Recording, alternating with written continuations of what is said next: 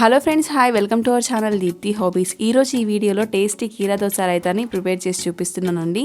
ఈ రైతా బిర్యానీలోకైనా, పులావ్లోకైనా, ప్లెయిన్ రైస్లోకైనా, అలాగే సద్ద రొట్టెలు, జొన్న రొట్టెలపై కూడా చాలా బాగుంటుందండి. చాలా సింపుల్గా ప్రిపేర్ చేసుకోవచ్చు. జస్ట్ ఒక 2 minutesలో ఈ రైతాని ప్రిపేర్ చేసుకోవచ్చు. అది ఎలాగో ఇప్పుడు వీడియోలో చూసేద్దాం పదండి. ఫస్ట్ ఈ రెసిపీ కోసం బౌల్లోకి 5 స్పూన్ల వరకు పెరుగుని తీసుకుంటున్నానండి. ఈ పెరుగు పుల్లగా ఉంటే బాగుండదు, కమ్మని పెరుగుని తీసుకోండి. అలాగే ఈ పెరుగును ఒక 2 గంటలు ఫ్రిడ్జ్లో ఉంచి తీసుకోండి. చల్లటి పెరుగు అయితే బాగుంటుంది. నెక్స్ట్ ఇందులోకి 1 టేబుల్ స్పూన్ వరకు క్రీమ్ని తీసుకోండి. ఇది లేకపోతే పాల మీద మీగడనైనా తీసుకోవచ్చు. ఈ క్రీమ్ని వేసి పెరుగుని 1 నిమిషం పాటు బాగా కలుపుకోండి. ఎక్కడా కూడా ఉండలు లేకుండా ఫుల్ క్రీమీ టెక్స్చర్ వచ్చేంత వరకు కలుపుకోండి. ఇలా కలుపుకున్న తర్వాత ఇందులోకి 3 టేబుల్ స్పూన్ల వరకు వాటర్ని వేసి మరొకసారి కలుపుకోండి. ఇలా కొద్దిగా పలచగా అయిన పెరుగులోకి మనం కట్ చేసి పెట్టుకున్న వెజిటేబుల్స్ని యాడ్ చేసుకుందాం.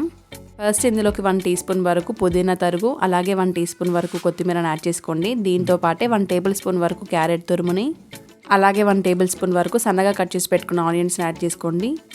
వీటితో పాటు ఒక 1/2 టీ స్పూన్ వరకు పచ్చిమిర్చిని ఇలా సన్నగా తరిగి వేసుకోండి. అలాగే 2 టేబుల్ స్పూన్ల వరకు కీరా దోసకాయ ముక్కల్ని యాడ్ చేసుకోండి.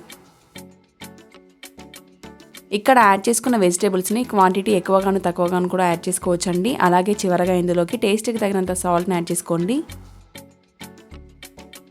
అలాగే ఒక 1/2 టీ స్పూన్ వరకు గరం మసాలా పౌడర్ని యాడ్ చేసుకోండి. ఉంటే కనుక ఒక 1/2 టీ స్పూన్ వరకు చాట్ మసాలాను కూడా యాడ్ చేసుకుంటే ఇంకా బాగుంటుంది.